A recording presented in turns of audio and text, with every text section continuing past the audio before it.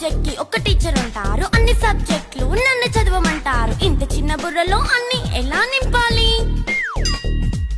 Class work, home work, fail notes అంటారు. Subject కి 3 books పెట్టి బ్యాగ్ నింపుతారు. ఇన్ఫాక్ట్ నా బరువు కన్నా నా బ్యాగ్ బరువే ఎక్కువ.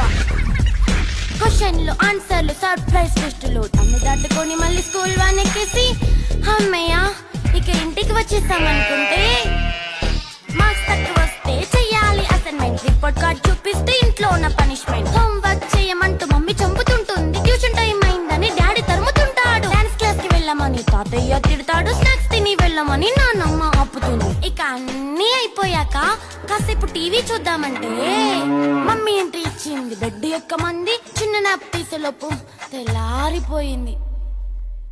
అయ్యో మళ్ళీ మొదలు ఈ స్కూల్ కష్టాలు. ఇక